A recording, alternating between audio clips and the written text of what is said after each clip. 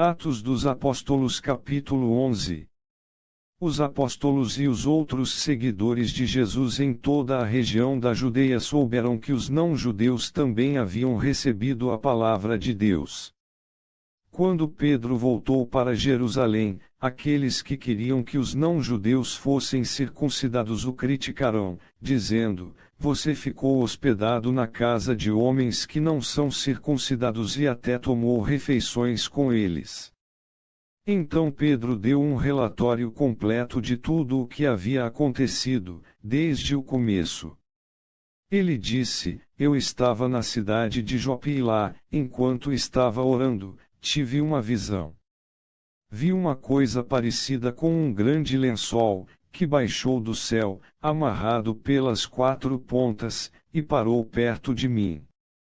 Eu olhei para dentro daquilo com atenção e vi animais domésticos, animais selvagens, animais que se arrastam pelo chão e aves.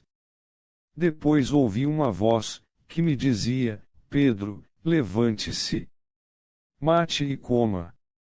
Eu respondi: "Isso não, Senhor. Eu nunca comi nenhuma coisa que a lei considera suja ou impura." Então a voz falou de novo do céu: "Não chame de impuro aquilo que Deus purificou." Isso aconteceu 3 vezes, e depois tudo aquilo voltou para o céu.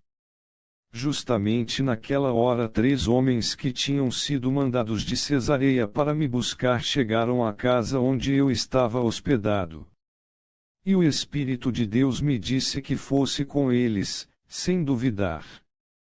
Estes 6 irmãos da cidade de Jope também foram comigo, e todos nós entramos na casa de Cornélio. Então ele nos contou como viu na casa dele um anjo, em pé, que lhe disse: "Mande alguém a Jope para buscar Simão, que também é chamado de Pedro. Ele vai dizer como você e toda a sua família podem ser salvos." E Pedro continuou: "Quando comecei a falar, o Espírito Santo veio sobre eles, como tinha vindo sobre nós no princípio.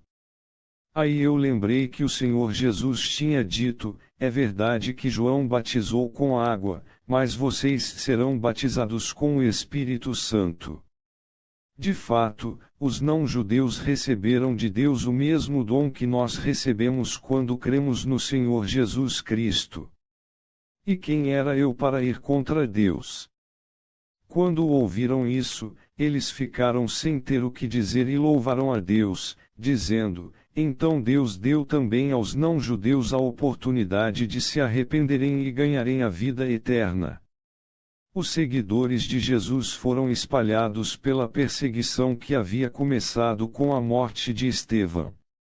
Alguns foram até a região da Fenícia, a ilha de Chipre e a cidade de Antioquia e anunciavam a palavra de Deus somente aos judeus.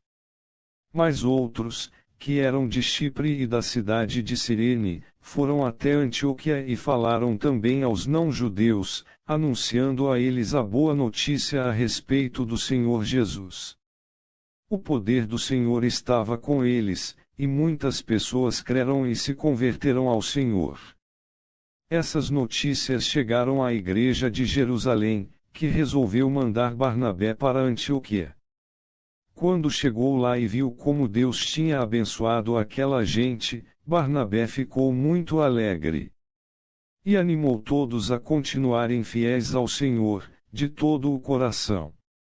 Barnabé era um homem bom, cheio do Espírito Santo e de fé. E muitos se converteram ao Senhor. Depois Barnabé foi até a cidade de Tarso a fim de buscar Saulo. Quando o encontrou, ele o levou para Antioquia. Eles se reuniram durante 1 ano com a gente daquela igreja e ensinaram muitas pessoas. Foi em Antioquia que, pela primeira vez, os seguidores de Jesus foram chamados de cristãos. Naquele tempo alguns profetas foram de Jerusalém para Antioquia. Um deles, chamado Agabo, levantou-se e, pelo poder do Espírito Santo, anunciou: haverá uma grande falta de alimentos no mundo inteiro. Isso aconteceu quando Cláudio era o imperador romano. Então os cristãos resolveram mandar ajuda aos irmãos que moravam na região da Judeia, e cada um deu de acordo com o que tinha.